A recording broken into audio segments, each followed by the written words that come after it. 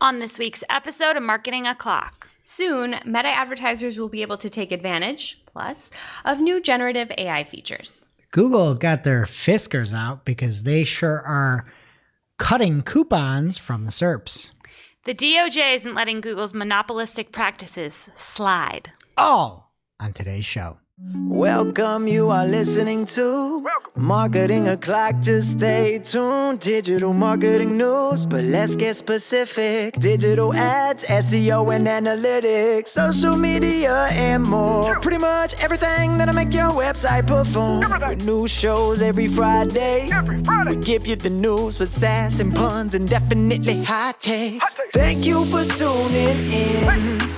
You know what time it is.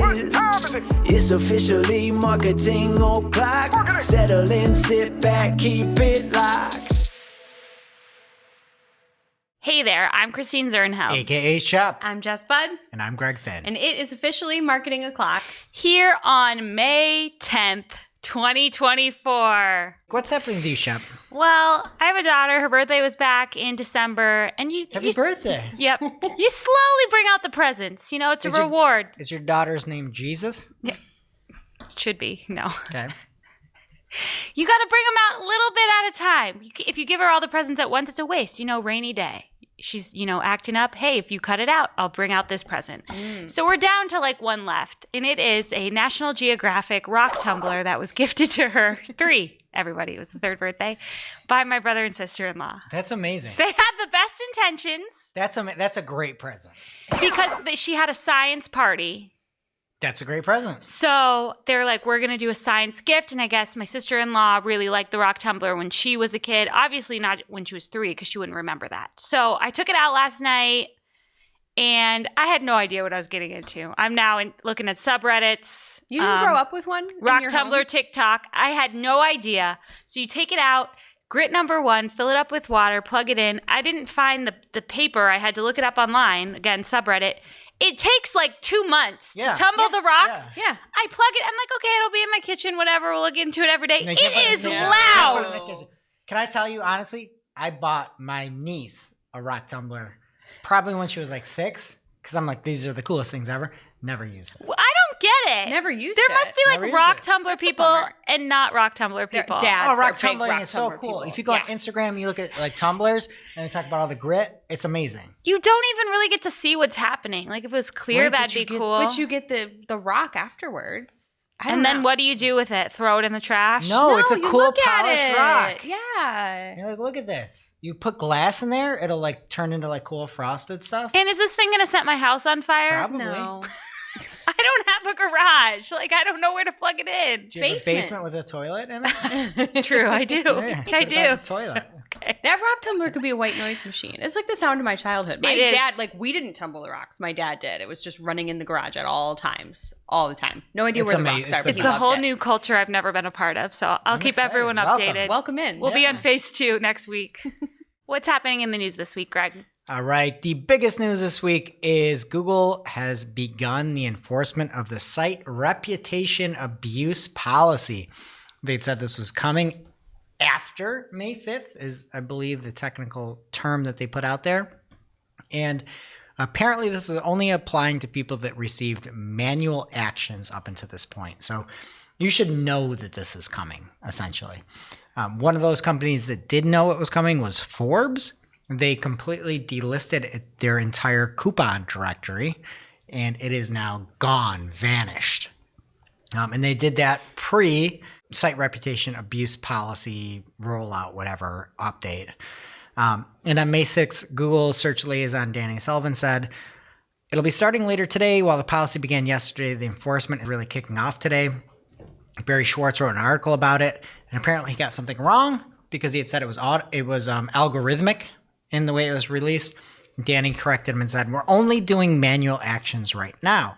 The algorithmic component will indeed come, as we've said, but that's not live yet. The actual documentation on site reputation abuse is pretty simple. If you don't know what it is, a lot of people call it some sort of like parasite-y-based SEO that you're doing. That's not the technical term that like Will Smith coined back in the day. But basically, you are taking some third-party data like a coupon directory, and you're putting it on a subdirectory or a subdomain, and you are having no editorial control over it. You're just using it for monetization only. Is this fair? It's debatable. I can see one way where it's like you have a website, you need to monetize it.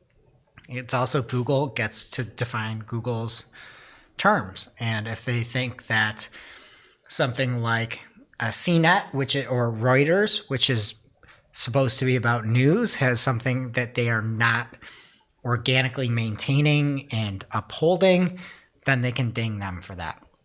So one note that they had on site reputation abuse in the in the terms and conditions is that a news site hosting coupons provided by a third party with little or no oversight or involvement from the hosting site, where the main purpose is to manipulate search rankings.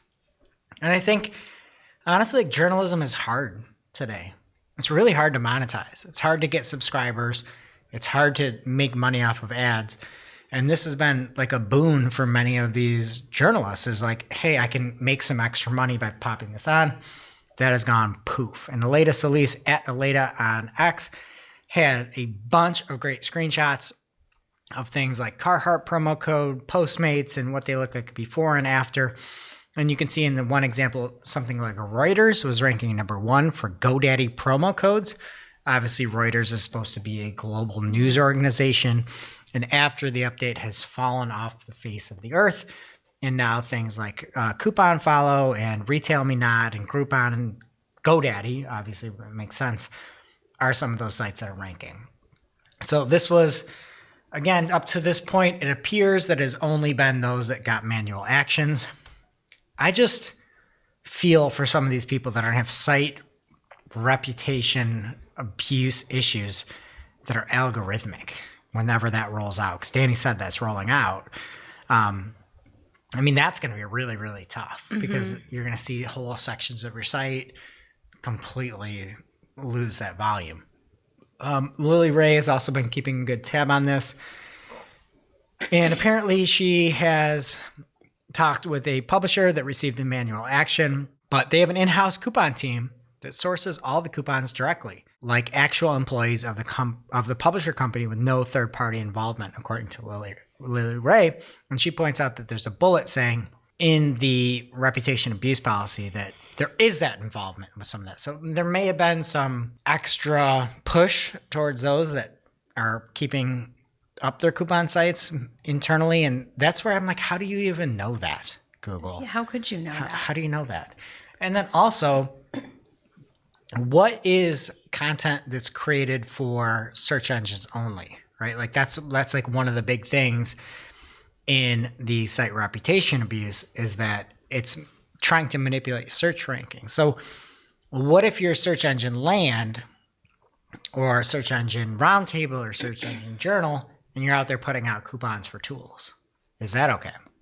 I mean, I imagine that's okay because I feel like it should be, yeah. And I think that's should be the line on this is if you are, I don't know, again, a search engine news site and you're offering out tools across the board and it's all encompassing, that should be okay, but who knows at this point. So it's Google's terms, so you have to abide by them. That's, I guess, the moral of the story.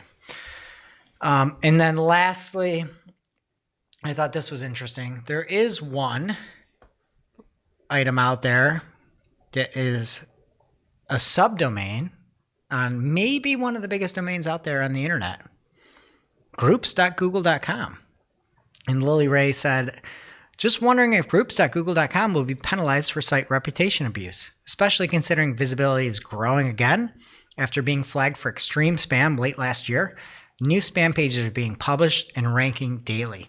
And that's like a sneaky SEO hack is if you've got affiliate garbage to push, go throw it on a groups.google and have it go out and show up. And we're going to be seeing more of this with Reddit. We're going to see more of this with Quora. Mm-hmm. And it's a good point. Groups has nothing to do with Google.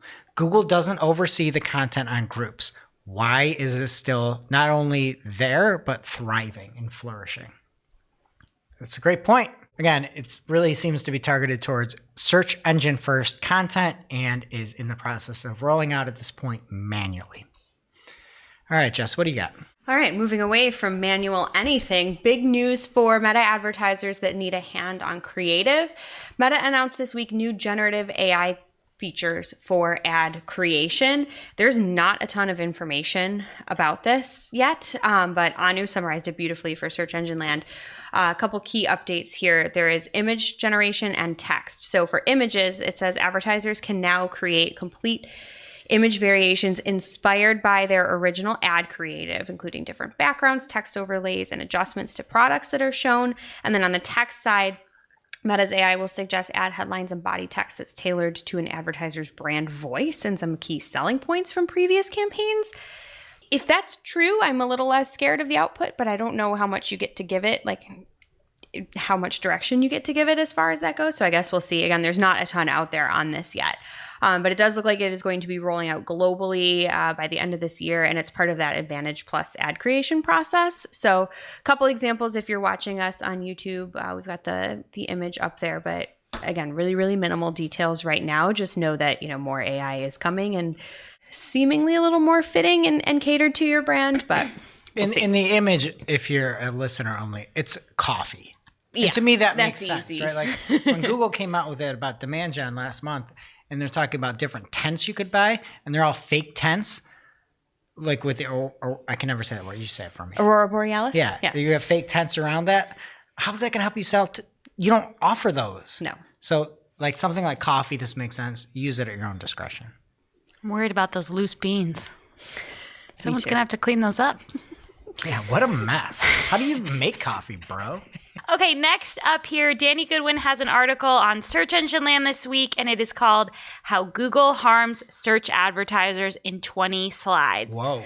So the closing arguments for Google versus the DOJ occurred this week, and the Department of Justice, quote, hammered Google over search ad price manipulation and more. And there's a beautiful, gorgeous slideshow. So I think we should go through some of my favorite slides.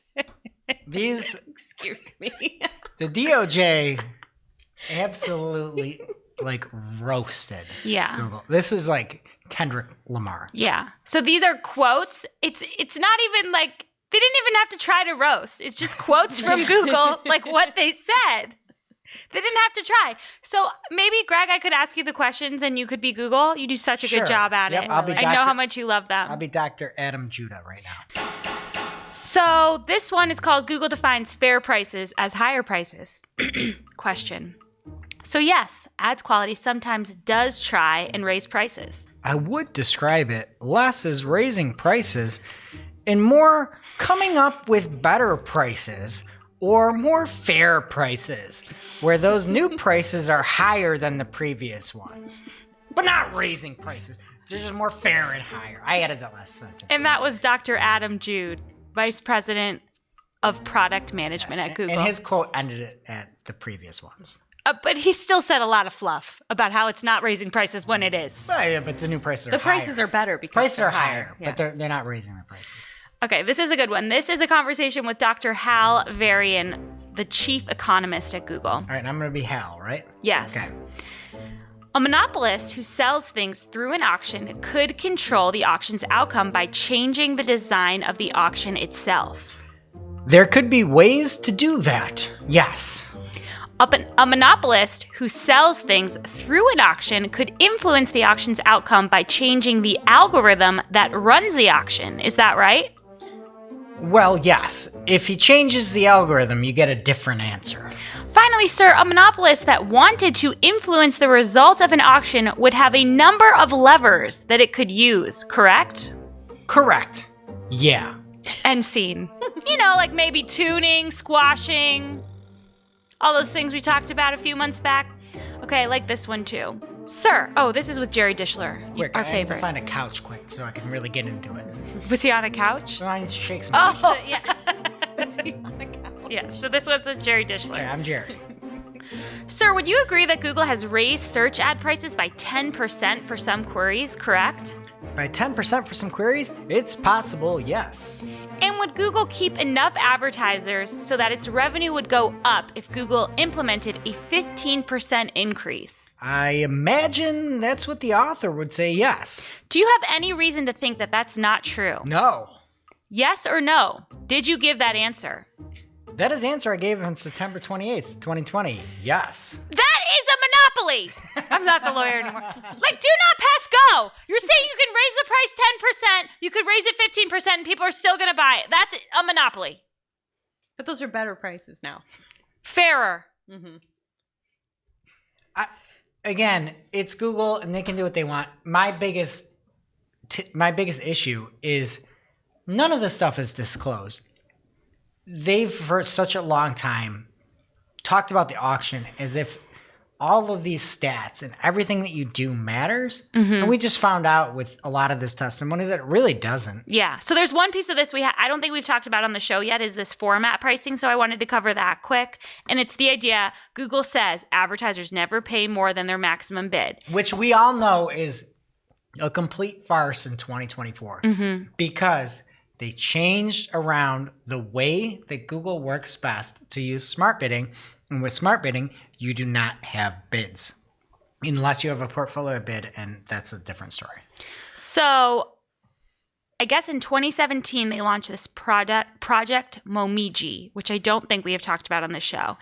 And it artificially inflated the bids made by the runner-up. Oh, that seems good. And the result was a 15% increase for the winning advertiser and more ad revenue for Google. And to me, this is why they should lose this case. These things are all monopolistic behavior. These things are all acceptable if people know that's what's going on. Nobody knew that. I mean, other than people like watching prices and guessing at it, but this was never public. Yeah, people thought it was something that they could like learn how to control. Right now, and every piece of communication, especially during this time frame, is the best way to increase your clicks and increase your visibility is to work on your quality score, your landing page, write good copy, have a good product, all that stuff. Yeah. So but no, there's Monobuji that can just boost it 15%. And listen to this. Are you reading this the same as me? Question. For the typical average advertiser, there is a price increase as a result of the Momiji launch, correct? And Jerry Dishler said, for the typical advertiser, I believe the answer is yes. But as advertisers are fond of telling us, none of them are typical. That is not helpful. Eat my shorts, Jerry Dishler. That is like mean. Sometimes late at night, I feel bad for Jerry Dishler. He got booted from Google. He is the clown of this DOJ trial. And unfortunately, he told the truth. Which, yeah. I mean, fortunately, he's not in jail. But I feel like he's clowning on advertisers here, Jerry. Like, I know. Like, you're just saying things to deflect. The answer is, for the typical advertiser, I believe the answer is yes. Period. End of story. You don't need to say advertisers are not typical. I'm not like other advertisers. Yeah, Well, I I'm mean- not, Jerry. I just want to wrap it up from Jason Kent, who we've been following on Twitter. He's going to the trial every day. He said, Google doesn't consider competition when raising prices, doesn't lose customers when it does, and Google's only constraint is its own determination of quality as it decides to, quote, shake the cushions for earnings. Google's defense began going down at 10 a.m., and Walker, who is a Google guy, knows it. Then he said, at lunch break now, but rest of the morning continued to go well for the plaintiffs. Went through several Google codenames and launches like Momiji, RGSP, squashing, etc. from the trial, and, quote, only monopolists need to hide price increases from customers, but also their own employees. Yeah. Because none of them know what's going on either. I look at the whole thing, and we said it before when we read through all this the first time. It's just really sad because you have an option of saying, I'm going to make the best possible thing that people are going to love and they're naturally going to flock to and naturally going to put their money towards. And instead of taking that lane, they took a different lane with Memoji and RGSP and squashing and tuning and all these different things. And I get it, you're beholden to the stockholders, but I'm sorry, the way that you communicate, where you talk about how important small business is to you and everything like that, you are beholden to those people too, and to the words that you say, and that there is just no consistency on that. And instead of building something awesome that will put everybody else under, they just decided to, hey, how can we get 15% more?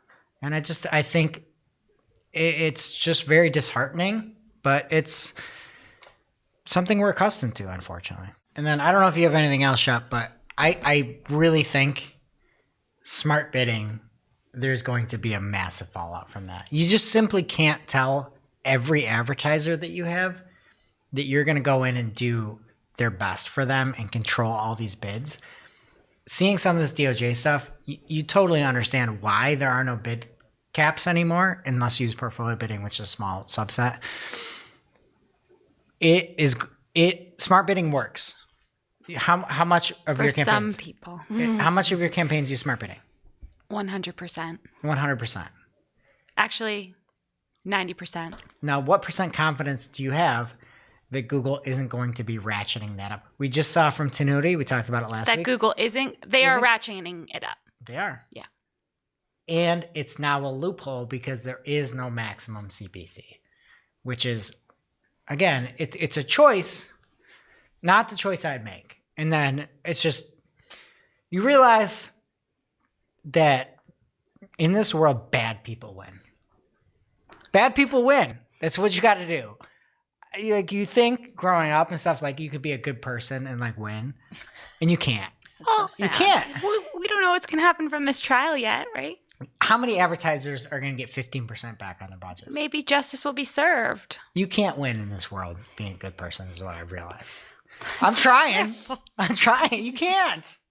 You can't win. You can't. You got to be like Google on this. Do you disagree? I do my best every day. Is that too depressing? It's what I feel all the time. I just don't know what you want me to say No, back. I just feel it all the time. It's like you get these people selling houses and they're all full of and everybody's just full of Now it's time for this week's Take of the Week. This is a #fire digital marketing take with extra spice served up for you. We simply deliver the take for your consumption. We give no opinions. We don't influence. You make the call. This week's Take of the Week comes from Nava Hopkins at NavaF on Twitter X. And she writes, I'm not a fan of Reddit dominating Google SERP, specifically asking how to filter Reddit out of the SERP. She's got an example of searching for filtering out Reddit results in Google. Somebody's obviously upset about it. The top 4 results, this is not forums, this is all results, are all from Reddit. Wow. Sounds like somebody should write an article. Who? Me? Anyone. Barry Schwartz. Yeah. Right? Your 901 article of search engine land. No, but like one of the top one was trying to include Reddit. And then there were some in there that said how to remove Reddit, but it's just funny. It's just funny. You're like, I want less Reddit. And it's like, here's your answers. It's all Reddit. But they probably can help. They probably have the answer. Yeah, it's true. Now it's time for this week's ICYMI. ICYMI people. This is something you just might not have seen. Maybe something that you overlooked, but you shouldn't have. ICYMI people, our PPC mom, Julie Baccini, shared a PPC hard truth on her LinkedIn this week. This is going to take us back. I feel like you've made so much progress in the past 20 seconds. Me? Yeah. I'm Mr. Positivity, they say. She says, low conversion volume accounts are struggling. In paid search, they have been for some time now. Yep, I said it out loud. And she's talking about accounts that have less than 50 conversions a month. She says, if your accounts are struggling, you are not alone. And it is not happening because you suck at Google Ads. How did we get here? Google Ads has leaned hard into machine learning. This is manifested in the push to automated smart bidding strategies, but also the rise of more fully automated campaign types. These technologies and campaigns work fabulously for lots of accounts, but for lots more, they just don't. And all the top coming out of Google Ads never acknowledges it. And it's all, we love small businesses. The machines need a certain amount of data to find their footing. If your ad account is below those thresholds, even the most brilliant PPC strategists can't make the difference. Now you may think, well, I'll just use manual bidding. That's still an option. And it is. But when you use manual bidding, you'll lose access to a lot of the machine learning that gets applied in real time to campaigns using automated bidding. So you're at a pretty significant disadvantage on that front. And then she asks about if anyone else has found success with low volume accounts, because everyone's just out there fighting the good fight. Yeah. And candidly, I would say Google Ads is 100% not for small business. For medium business, sure. For large business, yes. They have changed their game plan towards not trying to grow via small business and those 50 conversions a month type accounts. It's just, it does not, it is so hard. I feel so bad for those people because no agency will take it on, because to be able to do that work, you have to put in so much work. You have to charge more than like a medium or large business. Yeah. Like, you're actually at an advantage if you're a large business, and you're at such a disadvantage. It's so true. We had a take of the week once. I don't remember who it was that said it is easier to manage accounts with millions of dollars worth of spend than like thousands. And it is. 100%. And that shouldn't be the case. Nope. Right. It's just, it's not. And like we talked about earlier, it's all smart bidding. Like, you need to do smart bidding. There are ways you can try to do well as a small or medium-sized business with maximized conversions or maximized conversion value, but it's still really pricey. And honestly, you're best off spending your money elsewhere at this point. It's just what it is. Sad. You'll still get a flyer in the mail, though, with free $500 See, ad I'm credit. keeping it positive here. Are you? Yeah. Now it's time for this week's Pew Pew Lightning Round. At this point in the show, we split up our content into 3 parts: paid, organic, and social. First up in the paid universe this week from Bram Vander Halen on LinkedIn. Site links are coming to Facebook ads. He says this is big. This new feature allows you to add multiple landing pages to your Facebook ads, similar to Google Ads. The site links will show below your main hero image or video, and when people click on the site link, they will be redirected to the designated landing page within the app browser. Available for ads using website as the conversion, location, and traffic, engagement, leads, or sales objectives. And there is a minimum of 3 site links required, and you can go up to 20 site links in one ad. That's awesome. That's a lot. I like that. Yeah. And Bram's new to me, so make sure you're following him on LinkedIn. Next up, Barry Schwartz reported on a new test spotted by Frank Standman this is in the Bing search results, and it's kind of shocking. They have the paid results have like a white background, and the organic results are all a lighter gray background, and it is very clear what's paid and what's organic. Except, but the paid looks so much more clickable. Like the organic. The paid looks is like exactly it's just what it is plopped in today. there. Yeah. They're just graying out. I don't like this. I talked about this earlier this weekend. It's new. This will never see the light of day. Yeah. The current format on Bing or Microsoft advertising ad placements is the most ideal for advertisers. I clicked on an ad accidentally. Like, I never do that. It is so hidden currently with that little text in front of the description. This is never going to see the light of day. It's like a glitch. We shouldn't even be talking about it. Yeah, it's never going to happen. Next up from Paul Rooney at Paul Rooney Ecom, he shared an email that his client got from a Google rep, and the subject line is, ads not showing over 50% of the time. And the email says, hi, greetings. As your internal account manager, I'm reaching out because I noticed that for your account, your ads are not showing over 50% of the time that they are eligible to. This is due to account settings that have not been updated. When is a good time for a 15-minute chat so I can walk you through the fix? Like, what is he going to turn on auto-applied recommendations? Yeah. Next up here, Andrew Hutchinson says that YouTube is making it easier to promote your videos with a new simplified ad campaign setup option available within YouTube Studio itself. So you do not need to log into Google Ads to do this. And this is in the Promotions tab in YouTube Studio. You can now launch a campaign to boost the reach of any of your uploaded clips via simplified setup and targeting options. Of all the slimy things Google has done, why didn't they do this 5 years ago? So the YouTubers can just set up campaigns without, this makes a lot of sense to me, right? Okay. I don't know why they didn't do it 5 years ago. There were rumors swirling this week that 25% of Google Ads account were going to be, they were saying audited on May 1st to see if they were adhering to the new EU consent policies. And apparently the number 25% was completely fake news, but that doesn't mean that you should not be worried about the new EU consent policies.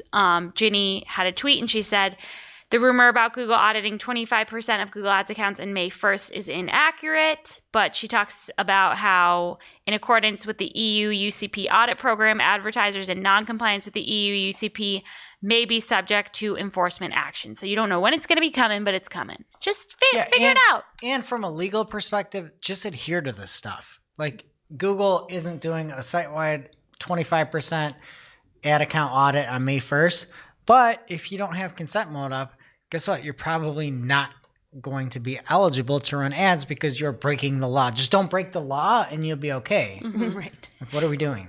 That's just life. Good life advice.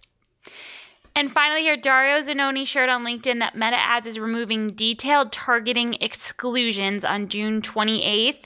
He says setting up new exclusions will no longer be possible when creating new campaigns. Exclusions already in place will continue to function unless changes are made to the targeting of that specific ad set. Detailed targeting exclusions will still be possible, but only at the account level, quote, to restrict audiences based on brand protection or employment. And he says Meta is pushing quite hard to move from detailed and curated audience lists to more automated AI-based targeting.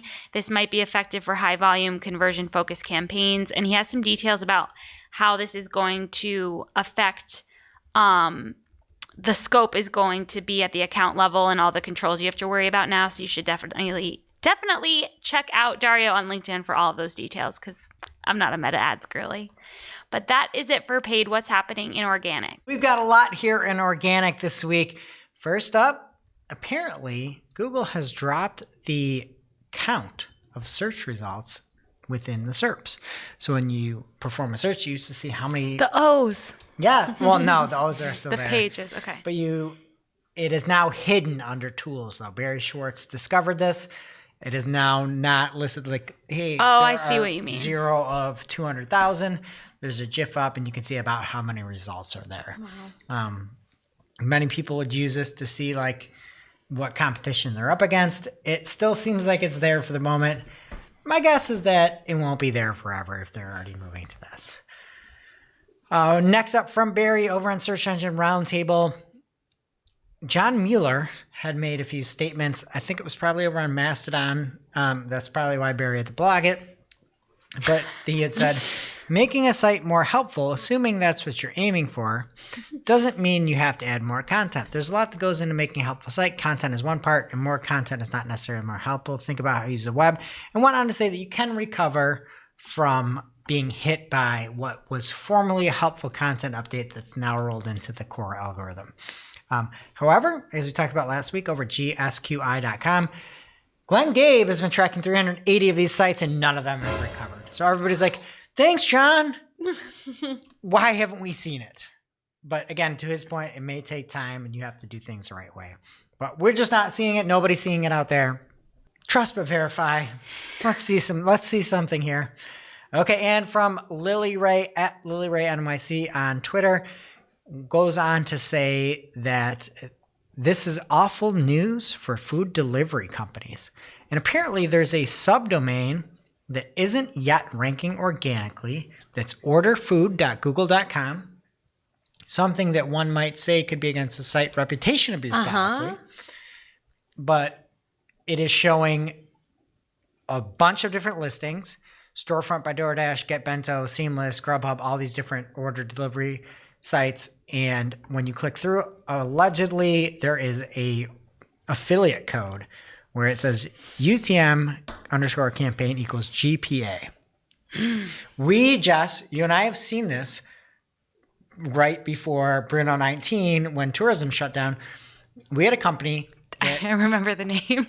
Google was pushing through a third-party company that allegedly had affiliate codes or some sort of revenue share generation. It's all coming back to me now. Yep. And then they went like under, obviously, or not under, but they've like shut everything down when there was no tourism. But it stinks because all this stuff would be great if you could control it. Right? Like if you could control and say, hey, you know what? DoorDash has stunk recently. I don't want to use DoorDash. I want to use Grubhub. This company did not have any affiliation that we're talking about with this third party. And we could not remove it to save our lives. And I think it's one of these things, do as I say, not as I do, when you're Google. All right? You have thin content made for affiliate sites. That's part of those terms and conditions. What is orderfood.google.com? And you're doing this to make money. God, I'm Mr. Positivity today. So glad. Okay, next up from social media today.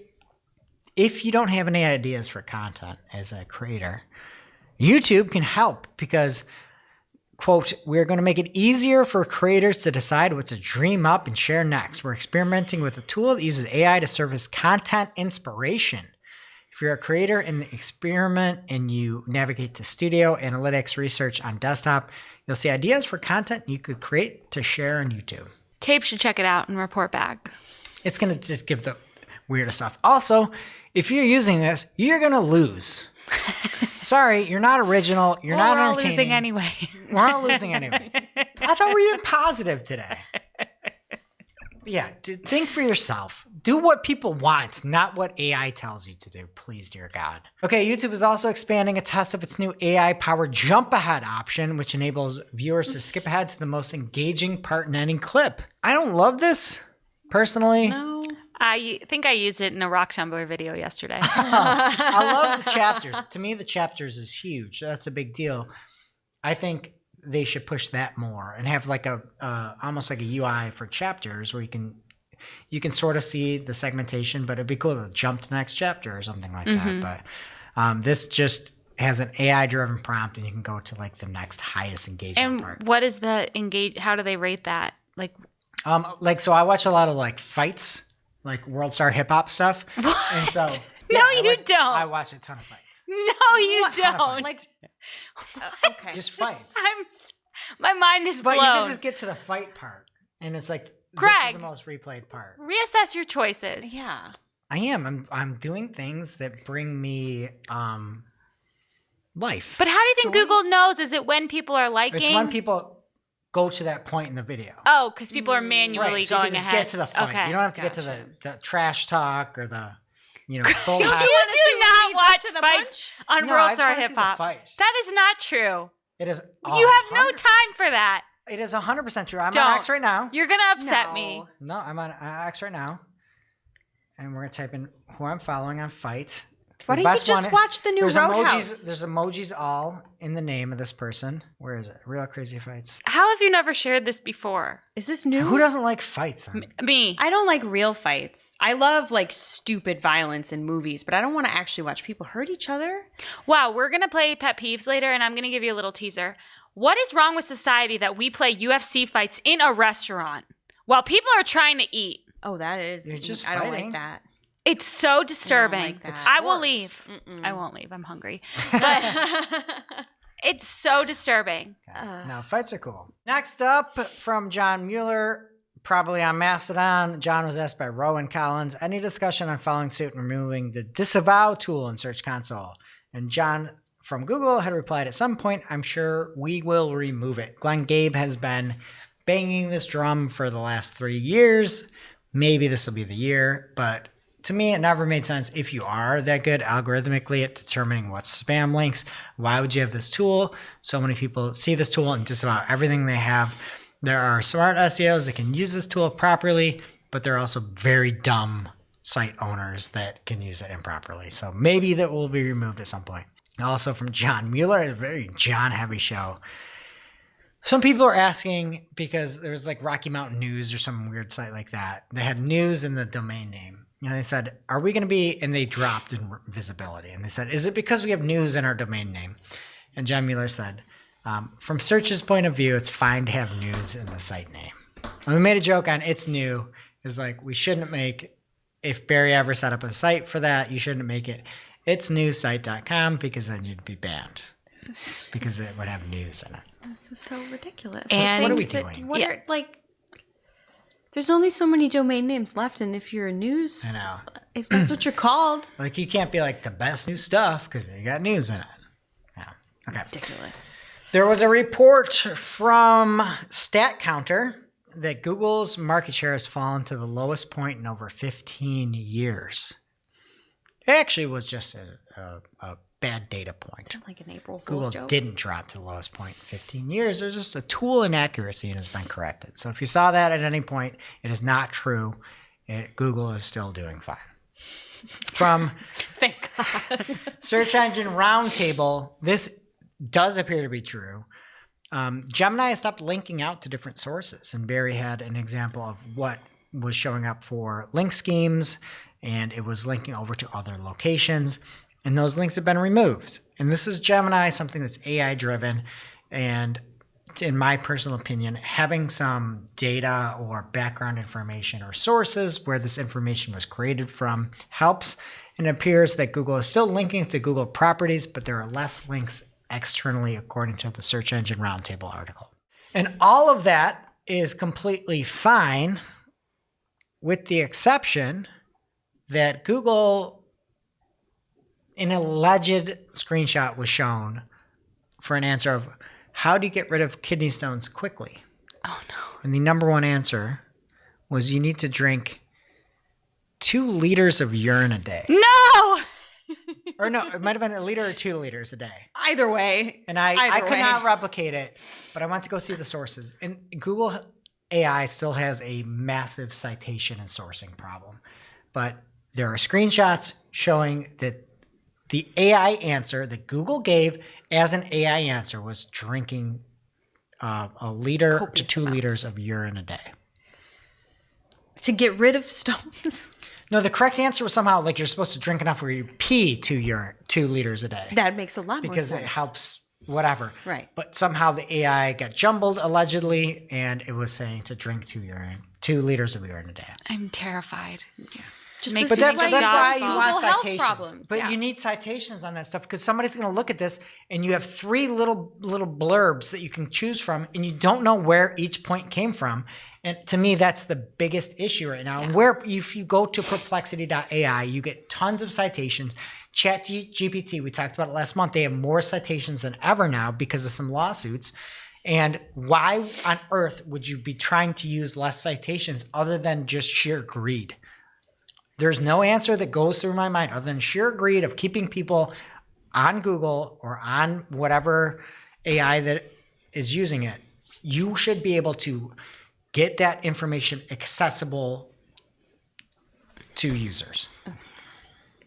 Okay, and speaking of that, OpenAI is writing a search product to rival Google and Perplexity. Again, if you haven't used perplexity.ai, I would recommend that you do this. And I do think that something like OpenAI could actually pose a threat. Like, I think Google is so fundamentally screwed up with their citations and sourcing. If things go AI route, there is not a human in the world that would choose this current flavor of Google where you can't see where information is coming from. Yeah. So I hope that there is something that is a competitor. I hope it's OpenAI. I hope it's Perplexity. I hope it's something, because I can't stand the SGE garbage results where you can't tell where something's coming from. You hit that little carrot and you have a whole slew of options, and it's choose your own adventure trying to get to the bottom of the data. It's the worst experience ever. And I cannot believe that Google has rolled this out in this format that it is right now. It is frankly embarrassing. It's embarrassing. And anybody in the SGE team should be embarrassed for the product you're putting out right now.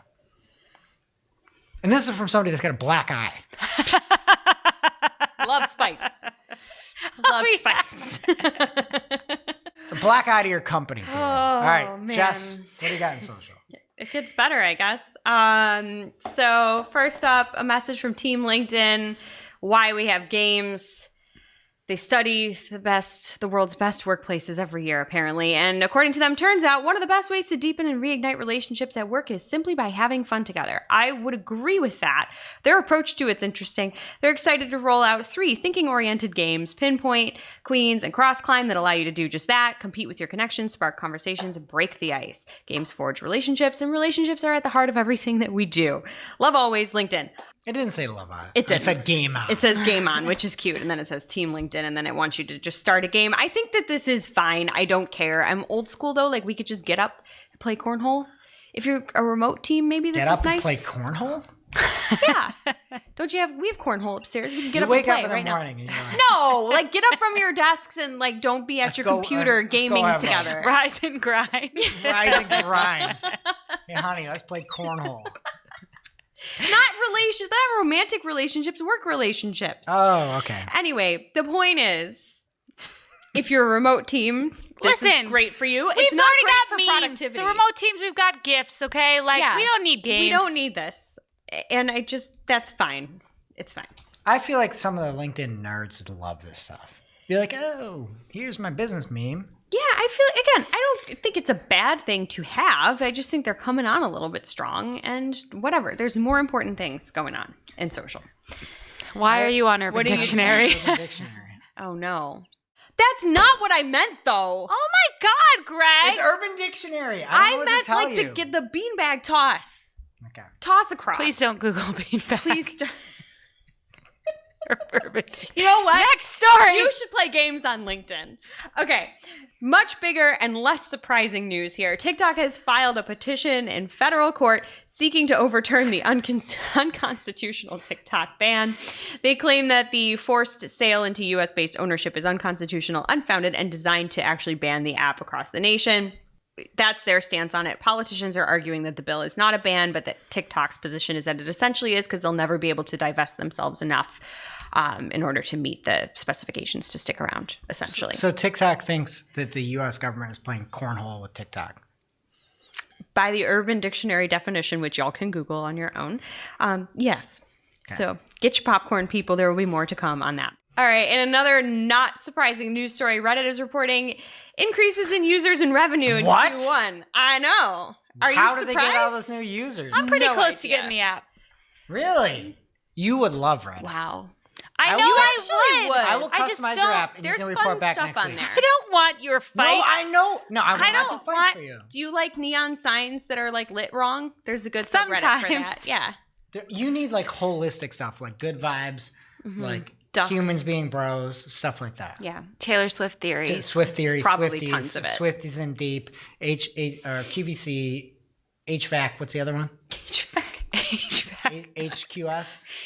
What? HSN. Oh. HSN. Like all that stuff. You'd love that. Yeah.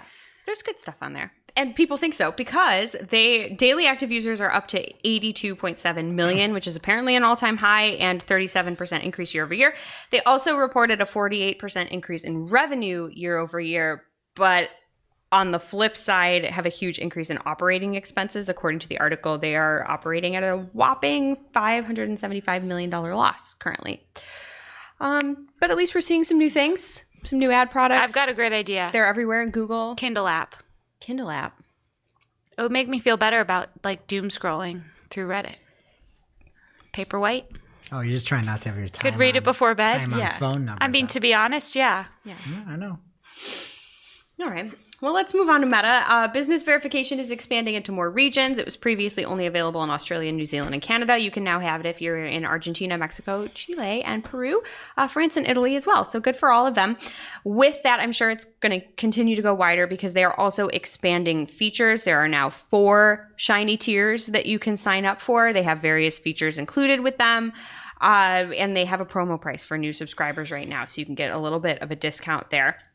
So what is new, in addition to the verified badge and enhanced support that you already have, they're offering, again, depending on the tier, search optimization, which just means that your profile can appear at or near the top of the search results. Links in Reels. I think we talked about this before, that it might be coming. You'd only get 2 to 6 per month. You're not going to get unlimited, which is ridiculous.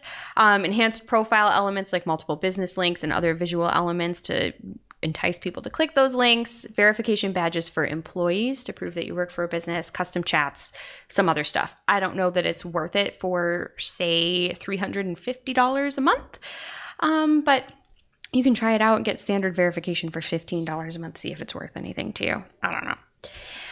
Last up here, former Twitter CEO Jack Dorsey is no longer on the board for Blue Sky and confirmed that he'll be focusing on other projects. So he's essentially out of the social game, and so am I, at least for this week. And that brings us to our real life segment, straight out of our accounts and into your ear holes. It's time for Working Hard or Hardly Working, where we talk about what's going on in our IRL work, good, bad, or otherwise. Not really marketing related, but I hate Google Meet. But I had an experience this week where I had a catastrophic technology disaster and I had to join a meeting on Google Meet from my phone. And when I was able to get my computer up and running and like log in, it just automatically turned off the call on my phone and turned it on my computer. And I felt like, I don't know, Greg was on the other end. It didn't feel as disruptive as it might have been on Zoom. So I thought that was cool. You shared that with me, and I had a meeting with my son's school yesterday that I was trying to decide if I should just be 2 minutes late for because I was almost to the office, or just join by phone. And I had you in the back of my mind. I joined by phone, did the same thing. It was really nice. Yeah. That's the only good thing about Google Meet. For me, Figma, I've complained about it a lot recently. I'm not a designer. I don't like poking around in there, but it really, really is great for collaboration and like being able to comment directly on things. And it's very easy to use when you're not frustrated with it. So I'll say it's working hard for me this week. I've got a mix of the two. Something that was hardly working for a long time is we kind of came up with a product where we would verify and vet all of your conversion data from UA, because that data is all going away in July. We haven't seen many leads come through on that. And now it's flooding through. Like, people are just realizing, hey, we've got like a month and a half left and all of our UA data goes away. And all I'm going to get is an Excel document. And I think there's something where like, maybe this idea wasn't that great until May. Until May, people are now like, I got to do something. Mm-hmm. And you have to do something. So this is a reminder to you as well. You should be one of those people working hard. At the very minimum, go to your UA. There's steps that Google has to just download your information. And if you want professional help and to have like a full dashboard that looks similar to what could be like an analytics package, we can help you out over at uadataextract.com. And now for this week's Cool Tool. As a reminder, our Cool Tool segment is not an official endorsement or paid mention. We're simply sharing something we found in our travels that may be of use to our listeners. And is really, really cool. This week's cool tool is something you can snag if your screenshots are a drag. It is Snagit screen capture software, which does more than just basic screenshots. You can record video, capture scrolling, move elements around to demonstrate a concept, which is really cool. You can change text in your screenshot and a whole lot more. It is actually pretty robust. If you do a lot of screen sharing or just want to, again, present something to somebody, it's pretty handy. There is a subscription fee with it, but you can try it out for free first, see if it works for you. So again, that is Snagit. And as always, we'll have the link in our newsletter as well as on Discord. That's newsletter.and community.marketingclock.com respectively. So pick your poison and check it out. And shout out PPC Greg for sharing that with me after everyone roasted my screenshots that were marked up on the YouTube video. Oh, yes, thank you, PPC Greg. Now it's time for our must-read marketing article of the week. An article so advanced, so in-depth, so detailed that we simply cannot cover it in its entirety on today's show. This week's must-read marketing article of the week comes from Brad Geddes over at analysis.com. And Brad has an article called 5 Steps You Should Take Before Using Broad Match Keywords. And Brad breaks down a whole bunch of different things that you need to think about, talking about different bid methods, search term management processes. And the thing I think nobody really considers is how Brad breaks it down with impression share. When you're looking at general impression share and broad match specifically, it's going to suck. There's nothing you can do to unsuck it. It's just what it is. And especially too with how he breaks it down with the search term management process, that's not what you're using broad match for. And if you haven't got broad match into your campaigns now, you should. And if you need a good article, Brad has one over at adanalysis.com. Thank you, Brad. And now onto our playlist of curated songs to work to. You can head over to playlist.marketingoclock.com to listen to Marketing a Playlist. I will obviously be adding Espresso by Sabrina Carpenter. Jess, what will you be adding? Obviously, I'll be adding Beat Me by Custom. And I just want something upbeat, and I'm going to go with the Epic Sax from Phallus. It's like that bum, bum, bum, bum, bum, bum. I know. Bum, bum, bum, Yeah. bum, bum. It's a meme. Yeah, it's a meme. The Doge. It's a dope. It's great. But you could play it. It's always good. It always brings a smile to your face, and it's just never a skip. So It used does to be me Chef that was Espresso. ruining the playlist. Now it's you. I'm sorry. We need some I'm positivity. single-handedly saving the playlist. The playlist is officially gone because of you. All right, that does it for today's show. It is now officially not Marketing O'Clock. Thanks for listening. We miss you already. And we can't wait to see you next week. Thanks for listening to Marketing O'Clock. If you're looking for more information on today's topics, head over to marketingoclock.com/newsletter to receive every single article we covered. We share the news as it breaks in our Discord community. Head over to community.marketingoclock.com to join.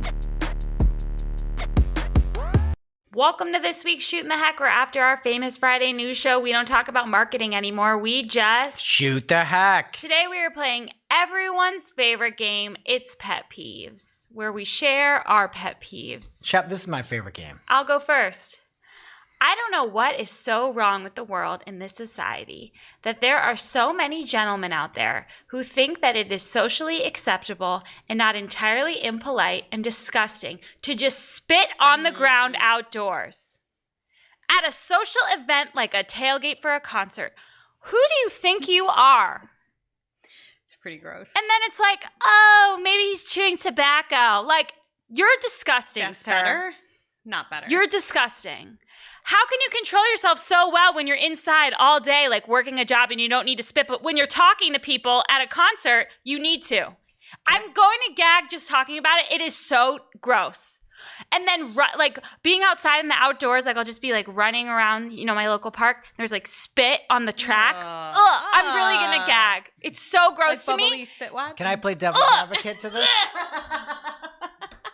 When you're running. You're a spitter, aren't you? When you're running, pretty nice. You know what? I dabble. Never felt the need. Never felt the need to spit. She dabbles in running, not spitting. Oh, dabbles in running. You don't dabble in spitting. No. Okay. Because I've heard it might be just like some made up thing that is actually better for you than swallowing your spit when you're running. Get over it. I agree. Like, who needs to get out of the car and just hawk a giant loogie Nobody. into like a movie theater watching Finding Nemo? It's like, you have to get that out? I'm going to it's so gross. I'm so past the point of acting like that's acceptable What if you're trying behavior. to like clear your sinuses? Is that different? Go to somewhere else. Stay home. Get a 'cause tissue. see, another pet peeve is, and it may be cultural, I'm not sure, but I've seen it before where people will just fire a snot Our rocket. neighbor across the street? Fires a snot rocket. So disgusting. What is worse, It's firing not the snot cultural for rockets? him. Yeah. The snot rockets are worse, but the spitting is more common. I feel like more people know that snot rocket is terrible behavior. The spitting in public, why do we think this is okay? Do they do it outside of America? It's disgusting. And how do you have that much spit in your mouth? Can I let you in a little secret? Ever since you said this, I have an overwhelming urge to spit. I hate you. Tables, are you the same way? Are you salivating now? Yeah, but at the same time, I am somebody who will spit on the track. If I don't know. Yeah, it comes with the territory. Like, I grew up playing hockey. You spit everywhere. There's spit. Goalies are supposed to spit on their gloves if they're too dry. Yeah. Like, that's what you do. You need traction. You need moisture. If you don't have water, you spit. Well, somehow the basketball players avoid it. Do they have gloves? I don't care. It's running. So disgusting. They're running. Gross. What's your next one? I got to figure out what to do with all the saliva. I can't let it out of my mouth right now. Okay, so for me, this is a minor pet peeve, but I don't like Mini Cooper turn signals. Okay, Are they I'll tell too you why. fast? No, because the turn signal is supposed to be like the Union Jack, the British flag, but it makes an arrow in the opposite direction that they're actually turning. Yeah, that's weird. I've never noticed. It blinks. Wow, that's a good point. It blinks, as an arrow, like half of the Union Jack, the UK flag, but it cuts it in half. It puts one half on one side, and it makes an arrow, and it blinks like the arrow is going this way, but it's on the other side of the car, and it drives me crazy when I see it. I'm like, who designed this? I understand it looks cool, but you're blinking an arrow that points to the right, and you're turning to the left. Well, they drive on the other side. I know. Of the I road. was just gonna say that. Does it have something to do with that? The map. I don't know, but I can't make it left work. and right. I There's look at all still the left time, and and I'm right. like, why is the arrow pointing to the right when you're turning to the left? It's so stupid. I've Never noticed that it before. but I support you. Yeah. Thank you. Agreed. Jess, what do you have? Mine is also rude people in traffic related. When people get out of their car or leave their cars at the gas pump, not to go inside and pay cash before they pump, but I have witnessed several people recently, it's like an uptick in this behavior, I think, where they finish pumping their gas and then they leave the car there and then they go inside the convenience store for minutes on end. There's people waiting to get in line at the pump. Like, move your car. It's not good for the flow of traffic. It's not. It's totally rude. You're taking up space. Like, that business could be Especially making when more there's money. a line or it's busy. Yeah, and that's when people do it too. It's not like Just it's midnight move- and there's just no take one around. Take 5 seconds and move your car to a parking spot or out in the outskirts and let people get in. It's the rudest thing ever, and I see it a lot, which is surprising. I just hate pumping gas, period. You should move to New Jersey. Oh, do they do it for you? You're not allowed to. I really Wow. support it. This bothers everyone, but I feel like I have a particular problem with like kids' boogers. I want to spit so bad right now. I want to pick my nose. This is like maybe a generational thing. My mom acts like I'm so crazy for like using baby wipes to wipe my kids' boogers off. They're not getting like dry skin there. I know there's boogie wipes. They're expensive and you always run out of them. If I use a dry tissue, it's going to dry up there and she's going to have crusty boogers on her nose for the rest of the day. Okay. Have you ever used a booger sucker? Yeah. Yeah. Do you like it? Yeah, but the kid, it's cruel. I have to make my husband do it. It's cruel and unusual. It's the best invention They're so ever. mad. But the kids don't like it. Yeah. It's the You only stick thing that works. This though. plastic tube into their nose, and you have like a long, like flexible straw, and you suck all the snot out I'm of gonna them. throw And there's up. like a little filter so it doesn't go into your mouth. And your kid is just screaming bloody murder the whole time. But then if you you can got booger in detach your it. mouth, would you spit it out? Yes. Yeah. How dare you? All right. For me, this is a very minor pet peeve. I've liked kombucha for a long time. I used to drink it before it was popular. Okay? Settle No, I would drink. There's kombucha everywhere now. I would have to buy it on the internet because I couldn't buy it at the store. So the problem is with kombucha, they make very good 0 carb, 0 sugar kombucha with booze in it, but they don't make it without booze in it. I want never 0 thought of carb that. kombucha without booze, and I just want to drink kombucha and have it taste good. It tastes like so different, but I don't want to drink all the sugar and calories and everything like that.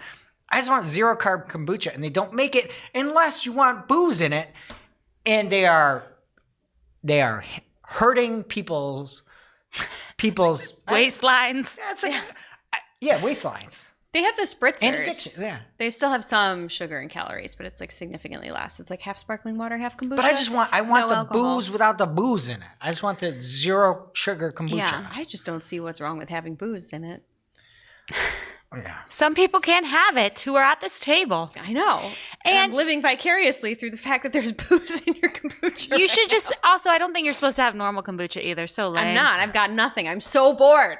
So bored. You should start your own company because I don't think there's a kombucha line called Booch yet, and that's a shame. There's not? I haven't heard of one. Yeah, You should do that's it. what we need. Oh, yeah. Booch. Booch. Calorie-free kombucha.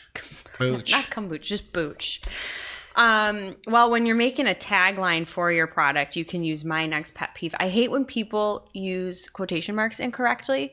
They'll be like, "We are the best," which is like, you don't need to put quotes there. It's just your tagline. Or like people use it for emphasis. Do you ever see that on like signs? Or some people in my family do that too, but it's just when it's used wrong. Like, it's not a quote. It's not a quote. You're just saying a thing and you're using it for emphasis. There's other ways to style your text. Yeah. Like happily serving you since 1989. Like, I'm happily serving you. Like, I don't want to. I'm going to say I don't like touching handles on public transportation, and I don't like when other people do either. Like, Really? if you're on the subway, I'm sorry. Like, find a center of gravity, stand still. It's also Like, you don't hold the pole? I avoid it. Like, you can lean against the wall. I don't even like to watch other people. Some people just love it. Like, you can I tell love they're it. just like Love Yeah, it. like, Give me gross. I'm like a sewer rat. Give me all the stuff. Later in life, when I'm not doing as good, I'm gonna already have that immunity built in. Disgusting. No, I want all the stuff. I don't need sick days. You know this. How was your sick day this week, Shep? It was great. Felt really good. Lastly is my number one pet peeve ever. Child related also. Sometimes your kids stick like their finger in their mouth. They might be eating Cheetos. Some have thumb suckers. Yep. Sometimes you do that. I am physically revolted when a child puts their entire hand in their mouth. When the entire hand goes into the mouth, I lose a year of my life. Part of me dies. It doesn't happen a lot. It happens a lot. It happens a lot. Not my kid. I'm always hands on my hands. Blah, blah, blah. I don't like that either. When I'm getting kids upset. put the whole hand into their mouth, part of me dies, and I never get it back. I don't know. The whole hand goes in their mouth. I've seen that. You maybe must once. just know someone. Yeah. When the whole hand goes in, I am like, there is no coming back. Does the whole hand go in? No, the fingers. They put they're like eating cake something, and they just put it's so That's like revolting to me. We little children do that. I don't care. They're not eating Cheetos. An No. 18-month-old. I've seen people. I've seen some stuff. Yeah, they're usually younger children, but there are some children associated with sports teams, and they just put their and it's just like every single time. Gross. Ugh. Yeah. Especially if they've been on the subway. I don't want to see that. Jess, what's your last one? This really isn't something anyone can control, but it really bothers me when it happens. Do you ever like run into someone you know on the road and they're like driving in a car and you're both going the same way and it's just like super awkward? Like, do you wave? Do you not wave? Do you escape? Do you take a different route? Like, I just hate it. It makes me very uncomfortable. I don't know just if it's wave, a pet get peeve, it over with. But then you got to like hang out with them the whole way on the throughway. Say you're You don't going have to like hang out with them. I don't know. I've had some awkward experiences, and I've had people tell me that they've seen me in traffic, and I look really angry too. So now I just like never want to see anyone. Probably listening to Slipknot. So that person's probably correct, and there's a good sense of But judgment. he's my neighbor, and he waves to me every morning when he drives by. But I just You're don't sitting like there it. just gripping that Yeah, steering wheel. I don't know. I just don't like. I don't like to run into people I know on the road. Yeah. I don't know Well, if that counts, but Now you know if you see her out and about, just look the other way. And we'll see you next week. You know what time it is. It's officially marketing o'clock. Settle in, sit back, keep it live.